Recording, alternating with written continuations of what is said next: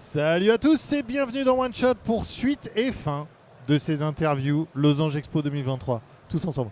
Oh. Voilà. Non, il fallait quand même, faut bien, toutes les bonnes choses ont une fin et là le salon touche à sa fin. Je suis rejoint par est-ce qu'on peut vous appeler la Dream Team de la Confédération? Est-ce que vous n'êtes pas un peu la Dream Team? C'est assez flatteur, mais on va prendre. On prend quand même. Bon, je vois que tu es complètement en roue libre, hein, tu as laissé tomber le costard, t'es venu comme tu es, moi j'aime bien. Ouais. Le petit sweat. Pareil, JP. Bah ouais, clairement. Je suis sur le retour là, tu vois. Ça sent la fin de salon. Pour les gens qui nous regardent et qui n'ont pas l'occasion de faire ça, faites-le un jour. Venez aux Losange, vous venez dans un salon où il y a de la vape, où il y a tous les trucs dans lesquels vous bossez. C'est vraiment un truc cool. C'est hyper fatigant. C'est épuisant. Mais c'est cool. C'est et puis cool. Ouais, c'est pas sympa. C'est épuisant et cool. Moi j'aime bien franchement. Ouais, j'aime bien les salons, c'est une bonne fatigue en fait. Ouais. Bah tu marches beaucoup en fait. À un très petit rythme, mais tu marches beaucoup. Tu piétines pas mal. Du coup, à la fin, et donc on peut compter sur vous, sur l'équipe One Shot, sur l'édition 2024. Ah mais on sera là nous. Ah, maintenant qu'on est là, on sort plus. Hein. On reste là d'ailleurs. Donc la vape est là. On va habiter Donc la ici. vape est là, on est là. On laisse les cloisons. Ouais, laissez les cloisons là. On revient l'année prochaine. Vous touchez à rien de ce coin-là. D'ailleurs, des toiles d'araignée, tout ça va être un bordel. Qu'est-ce que vous avez pensé de ce salon tous les deux, maintenant qu'il est fini? Alors, deux choses. Hein, tu sais très bien. J'ai déambulé un peu partout. J'ai essayé de voir un peu tout le monde. Il y a deux grandes choses que j'ai envie de dire. Déjà, par les professionnels que j'ai vus, tout secteur. Hein, je parle pas seulement de la vape. Il y a quelque chose qui se passe dans le monde des buralistes. On pourra développer. Du point de vue du visitorat, qui est quand même, je l'annonce, j'ai que le chiffre, je suis désolé, j'ai pas eu les chiffres d'aujourd'hui, mais ceux d'hier plus 7 points par rapport à l'édition de l'année dernière. Ok. Donc qui était déjà la meilleure édition qu'on ait connue. Ça fait combien de visiteurs à peu près en tout? J'ai que le plus 7 points. T'as le plus 7 points, d'accord. Plus 7 points, mais tu peux compter que l'année dernière c'était autour de 11 000 personnes. 11 000 sur les 2 jours. Ah. Donc si tu comptes que tu as la moitié qui vient le samedi, voilà, donc plus 7 points, tu vois à peu près. J'arrive plus à te faire tes calculs. Excuse-moi. Non, c'est ok. Mais Ouais, bref. En gros, 12 500. Faites vos calculs chez vous un peu là. Et on mettait en commentaire là, le chiffre que vous avez trouvé. Et du côté du visitorat, il y a quelque chose aussi qui change chez eux. On est avec des gens qui arrivent, et je l'avais dit hier matin, qui arrivent de partout, des nouveaux profils qui sont prêts, qui sont sans aucun complexe et qui sont en train de prendre tous les nouveaux produits qui arrivent et se les accaparer et vouloir les vendre de la meilleure façon possible et les proposer aux clients. Est-ce qu'il y avait une inquiétude sur les puffs et l'interdiction? Est-ce que c'est un truc dont on vous a parlé? C'est quelque chose que vous avez plutôt communiqué aux buralistes? Est-ce qu'il y avait une inquiétude là-dessus? En fait, oui et non, dans le sens où de toute façon, en vrai, il n'y a pas besoin de communiquer, les infos l'ont assez fait pour nous. Donc, et encore une fois, après, on ne prend pas d'avance sur ce qui n'est pas. C'est-à-dire qu'on est tous conscients que 95% c'est joué, mais en vrai, ça ne l'est pas. Donc ça ne concerne, façon pas de parler, le commerçant, puisque pour l'instant, le produit, il est en vente, libre. Tu peux l'acheter, tu peux le revendre. Donc il n'y a pas d'inquiétude plus que ça. Eux, ce qu'ils veulent, c'est des vrais éléments. Ouais, en gros, la vraie question du salon, c'est ok, si c'est interdit, on a combien de temps pour les vendre, pour écouler les stocks? Clairement, c'est ça. Mais tu as raison. En fait, l'inquiétude, elle était pratico-pratique. C'est je vais avoir combien de temps pour écouler mon stock? Je suis commerçant, il faut que je puisse vendre mon stock, c'était ça. Maintenant, s'il y avait une inquiétude sur la suite de la puff, je pense que tous ceux qui ont visité le salon voient qu'il n'y a pas d'inquiétude à avoir, puisqu'il y a des solutions très simples derrière. J'ai vu que tu en as parlé aujourd'hui, c'est très bien. Merci de montrer ça. Il suffisait de demander en fait. Voilà, donc il n'y a plus aucune inquiétude à avoir par rapport à ça. Ouais, parce qu'en fait, j'en parlais un petit peu avec Arnaud Delbar. C'est vrai que ça, pour nous qui venons de la vape, qu'on connaît depuis longtemps, ça existe depuis un bail. Hein. C'est pas une nouveauté en fait. Non. Mais il fallait passer par la puff pour arriver à ça. C'est ça qui est assez dingue. En vrai, après... Et on va pas se le cacher, c'est grâce au réseau des buralistes, quelque part. De toute façon, le produit, oui, a été à vente. Après, ce qui est assez fou, c'est qu'on on prend pas le temps aussi de trop regarder ce qui se fait. C'est peut-être le seul petit bémol, c'est que justement cette innovation elle est arrivée là très très vite, elle a cartonné très très fort. L'objet que tu montres, j'ai dû le voir dans toutes les mains du salon. Donc j'aimerais quand même. Quoi, celui-là là Ouais, celui-là. J'aimerais quand même. Alors j'adore, on le sait pour ceux qui me connaissent, je suis assez fan, mais voilà.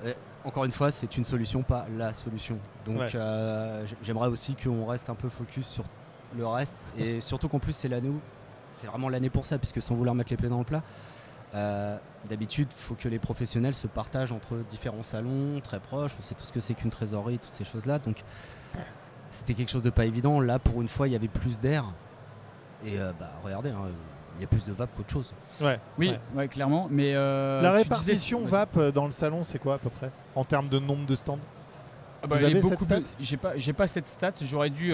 Tu sais que je suis venu comme ça. J'ai vu de la lumière. T'es rentré. On avait dit qu'on ferait le débrief ensemble. À peu près à vue de nez comme ça. Tu fais le tour. Moi, je pense qu'on a 35% de vape. Facile. Peut-être pas, mais en tout cas, il est beaucoup plus important que. Non, parce que t'as quand même 190 exposants. T'as pas 60. Faut pas que t'oublies en fait tous les grossistes, tous les petits, les petits pipis. Tout le monde en fait de la vape. Je dirais que t'es pas loin du quart. Ouais. T'es pas loin du quart, mais ce qui est énorme parce que on le disait encore hier matin quand je te présentais le métier de buraliste. C'est un métier, c'est le drugstore du quotidien, donc on va se comparer aussi avec des mecs qui vont faire des reproductions de clés. Je veux dire, on a tout ça. Ouais, on a de la bijouterie, on a tout ça. Si en revanche, là où c'est intéressant, c'est plutôt de le comparer à toutes les solutions de vente de nicotine, de distribution de nicotine. Et là, la vape, elle écrase tout le monde. Il n'y a pas photo. C'est assez dingue. Et arriver des pouches aussi, des nicotine pouch et de tous ces trucs-là. Il y a une grosse appétence pour ça sur le marché. On vous en a parlé un peu ou ça reste encore marginal? Après, on le sait, c'est aussi en fonction des cultures. Comme on sait que c'est des produits dans les pays nordiques qui explosent. Alors, on commence à le voir en France, mais sur une population type ceux qui font du tir sportif, ou même des musiciens d'ailleurs. On en a eu pas mal sur des musiciens, mais ça débute. On peut pas encore parler. Pour les gens qui ont besoin de leurs deux mains. Et qui ont besoin de leurs deux mains. Ça, et puis non, après, les zones touristiques. On le voit, donc tu as raison là-dessus, milieu sportif, et puis une population qui est d'origine à la base étrangère. Moi, je le vois par exemple dans mon débit. Je suis dans un quartier populaire, mais j'ai aussi une équipe de hockey pas loin. Donc en fait, la moitié se vend à l'équipe de hockey, et puis l'autre moitié à ceux qui sont plutôt sur du tabac, normalement à priser, à mâcher. On leur propose et ils peuvent aller sur ce genre de produit. D'accord. Les usages ne sont pas encore arrivés éventuellement en France avec la nicotine orale, mais c'est bien, ça remplacera ça complémente un peu tout le reste, quoi. C'est vrai que quand tu vois en Suède l'explosion de ces produits-là, tu te dis pourquoi pas ici. Et apparemment aux États-Unis aussi, on m'a dit. Alors aux États-Unis, oui, moi j'ai entendu ça aussi, mais après pareil, en France, tu as des endroits qui cartonnent. Moi je vois par exemple la Dordogne, qui est un endroit que je connais bien, il y a énormément d'anglais. Et d'américains un peu, mais il y a une population par exemple d'anglais. Je pensais pas qu'ils étaient aussi consommateurs de ces produits, mais moi les buralistes du coin me disent les anglais, qu'est-ce qu'ils consomment ça? Ils achètent par boîte de 6 quoi. Donc du coup eux ont l'impression que c'est un carton, alors que tu fais 20 km de plus, le mec il te dit j'en ai vendu un en 3 mois quoi. Les usages sont pas encore arrivés malheureusement pour ce truc là, malheureusement c'est comme ça, c'est neuf, c'est la vie, c'est tout neuf, ça vient d'arriver. Mais quand on voit les résultats en tout cas du snus et de la nicotine orale en Suède, c'est impressionnant. C'est encourageant quoi. Tu te dis 5% de fumeurs, bravo les gars quoi. Peut-être qu'il faut qu'on passe à ça quoi. Après c'est une politique aussi. Et simplement la tradition aussi du snus quoi, qui est là depuis plus de 100 ans en Suède quoi. C'est assez dingue, Et tu parlais de métamorphose tout à l'heure et de gros changements. Tu as dit on en reparlera. C'est quoi les gros changements que tu as observés? En fait là, surtout qu'il y a eu le deuxième plan de transformation des buralistes. Moi j'ai rencontré énormément de buralistes qui viennent pas forcément que de mon territoire, que de mon département.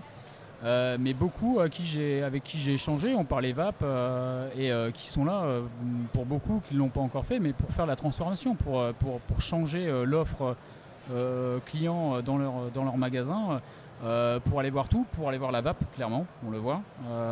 Ils veulent mettre ça au centre de leur transformation. Et d'ailleurs, c'est quelque chose qu'on avait déjà relevé sur le premier plan de transformation. Tous les transformés, tous les buralistes qui ont osé cette transformation-là, ont mis au cœur de leur dispositif la vape. clairement. Tout à fait. Les 4000 buralistes qui se sont transformés. Ah, ils les ont 4000. Oui, je voulais dire hier, c'est vrai que bien joué. J'avais complètement oublié, c'est que la VAP est dans le fonds de transformation le secteur numéro 1 de demande pour refaire son emménagement. Ah ouais.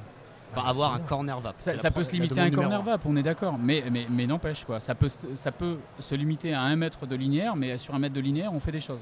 Ce que Philippe disait tout à l'heure, Philippe Coy, le président de la Confé, disait que c'est pas le plan de transformation n'était pas juste un plan d'embellissement du point de vente, mais c'était aussi un changement de logiciel du buraliste. Changement de matrice, il t'a pas dit ça, non? Non, changement de logiciel, il a été plus soft quoi. Changement de matrice, on va dire. T'es pas du milieu, t'as pas les codes. Je te promets, changement de matrice complètement. Le tabac, il te l'a peut-être dit, il aime bien cette phrase-là, le tabac c'est notre ADN, mais on est commerçant, on suit les évolutions, on essaye de suivre les plus grandes tendances, on l'a toujours fait dans notre métier, un peu plus difficilement avec la vape, on rattrape notre retard, on le voit aujourd'hui, tout le monde y est quoi. Ouais. Vape et CBD apparemment aussi qui est très populaire sur le salon. Très populaire sur le salon. Ouais. Pareil en termes de part à peu près, nombre de stands. Après, moi je suis trop éclaté pour réussir. Je vais te laisser faire parce que t'as abusé des bonnes moi, choses. Moi je suis à 90 grammes de CBD certainement. Donc. J'en ai vu au moins une petite vingtaine, donc on est à 10% de. Ouais. Voilà, je pense que c'est le bon taux. Là. Une petite vingtaine de stands CBD aussi. Ouais, on a reçu. Mince. Ouais. Ah ouais. Hemplab. C'est dur. On en a reçu 20, t'imagines. C'est Hemplab qui est venu présenter un petit peu ses produits et son activité au sein du réseau et qui nous parlait justement de l'appétence un peu plus développée quoi, des buralistes là-dessus quoi.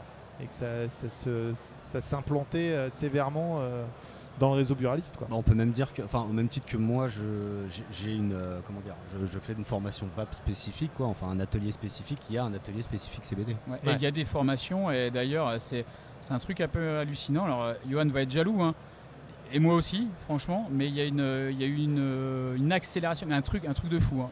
On fait des stages, on propose des stages VAP, comme tu le sais, des stages CBD. Stages CBD depuis 3 mois seulement au niveau de l'organisation des buralistes. Et on est arrivé à 2/3 de ce qu'on a formé en VAP, en nombre de buralistes, en 3 mois, alors qu'on forme les buralistes depuis 2 ans avec Johan. Est-ce que c'est pas plus simple quand même de former les gens au CBD que la vape? Parce qu'il y a quand même moins de trucs quoi. Ça fait moins peur aussi aux buralistes certainement de vendre un produit comme ça. Parce qu'en fait, en vrai, je pense pas. Voilà, ce qu'il fait, c'est que si tu te mets à faire du CBD, c'est pas tout un réaménagement. Enfin, tu vois, avec une vitrine déjà colonne de 40 sur 40, tu commences déjà à bien bosser. Tu as déjà à mettre du produit et puis tu sais. Le buraliste, il n'est pas idiot, il sait très bien quand il va à cette formation que la phase de conseil n'a rien à voir avec la phase de conseil de la vape. Pas du tout avec la même approche. Il n'y a pas la même technicité non plus dans le produit. Voilà, moi de ce que je vois, c'est qu'il y va plus pour se rassurer. Alors qu'est-ce que j'ai le droit d'acheter? Parce que le coup de la sativa, personne ne le savait quasiment. Donc qu'est-ce que j'ai le droit d'acheter? Quel taux? Parce que j'ai entendu 0,2, 0,3. Enfin voilà, ils viennent pour de l'information. C'est pas voilà, quand on dit formation, c'est une formation, mais c'est de l'information qu'ils viennent rechercher. C'est pas pareil quoi. C'est pas pareil. Pas déconner. C'est normal, t'as raison, t'es dans la vape depuis belle lurette, toi, tu défends ton truc, mais c'est vrai que la vape c'est quand même un produit hyper technique. Ça fait plaisir de voir les buralistes s'y mettre. Et toi et moi on a discuté il y a des années dans un bureau obscur. Ouais. Avec beaucoup de cartons autour. Ouais, je disais beaucoup de conneries aussi. Donc pourquoi t'en dis plus? mais on a discuté toi et moi à l'époque et c'est vrai que ce truc du buraliste qui connaît la vape, c'était marginal. Ouais. T'avais quelques clients qui s'y intéressaient à l'époque, mais c'était très très marginal. Maintenant j'ai l'impression que c'est va falloir s'y mettre en fait. À l'époque quand on en parlait, il y en avait 600, enfin avec qui je travaillais, 600 et 80 qui étaient au niveau dont on parle aujourd'hui, ces 80 ont dû être à 2000, pas loin maintenant. Ouais. 10% c'est pour rien. En si peu de temps et grâce à toi, grâce à tes formations aussi. Quoi. Non. C'est parce que mes formations de toute façon formaient quoi 500 quelques personnes 600. Donc il y a 1400. 600, mais t'es pas le seul. J'en ai formé aussi, moi, à mon petit niveau. On est plusieurs présidents qui avaient un peu cet engouement pour ce produit. On l'a fait. Il y a eu des formations comme ça. Avant qu'on professionnalise clairement cette formation grâce à Johan qui a su nous vulgariser la vape mais d'une Et manière. tu sais qu'il hallucinante. vulgarise pas que la vape. Hein, il sait vulgariser un grand Vulgarise la nombre de langue choses. française aussi. Ouais, mais on avait besoin de ça. On avait besoin de ça. On avait besoin Ouais. de ce discours-là. On avait besoin d'entendre ça. Ouais. Bah, en tout cas, merci à tous les deux pour ce débrief, c'est très cool. Bonne continuation pour la suite à la confé avec la formation buraliste. Alors toi, Johan, on te retrouve où exactement? Alors, c'est toujours ça en fait. Moi, je reste consultant pour la Confédération des buralistes. Je sais pas, c'est pas moi qui décide de encore combien de temps, mais pour l'instant, je le suis. Et a priori, l'année prochaine, ça devrait. On me retrouvera sur les formations, on va me retrouver sur les réseaux sociaux parce que forcément, les buralistes, ils sont comme tout le monde, ils vont sur les réseaux sociaux pour prendre de l'information, donc on va en mettre de plus en plus. Il va falloir que j'active un peu ça. Et les buralistes, eux, on va avoir l'occasion de me retrouver un peu plus souvent que le grand public, forcément. Mais on a surtout le site internet Buraliste de la Vape qui, on l'espère, va être un gros relais dans le sens où le but c'est de mettre de la formation, mais aussi mettre au courant sur les nouveautés qui sortent, les top ventes, on va pas se mentir non plus. Essayer d'amener une grosse partie d'informations parce que le problème c'est que ça peut te prendre plusieurs jours d'aller regarder un peu partout. Le but c'est que le mec en 4 heures, Il est tout. Une petite synthèse de toutes les infos à trouver, quoi. idéalement.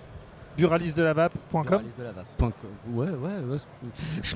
Ouais. .fr, .org, .net. Alors en fait, comme il va être privé, de toute façon, il est sur un Ouais. autre site en fait. Il est en C'est- lien par rapport à. Tu peux pas aller dessus. peux si pas- Ah, t'as tu veux pas y buraliste. aller comme ça, Tu on peux peut pas mettre l'URL là. Non, non, parce que tout le monde nous piquerait les idées. On n'a pas envie. Ah là, Non. c'est secret, c'est réservé aux buralistes. C'est professionnel, tout simplement. Bon, d'accord, très bien. C'est Interpro et si vous êtes buraliste et de toute façon, si vous regardez ça, vous l'êtes probablement. Vous pourrez retrouver ça évidemment avec les petits liens secrets de votre confédération. C'est ça. Envoyez un message à Johan si vous avez plus l'URL. Aussi. Ça lui fera beaucoup Ils ont plaisir. mon adresse mail dans le losange tous les deux. Voilà, Ils parfait. savent. Merci à tous les deux en tout cas d'être venus pour ce petit débrief. Nous on se retrouve très vite sur la chaîne pour d'autres vidéos évidemment. Et voilà, merci pour ce salon et Merci d'être venu. et tout ça. C'est très cool. Merci à tous. À Ciao, bientôt. ciao. Ciao ciao.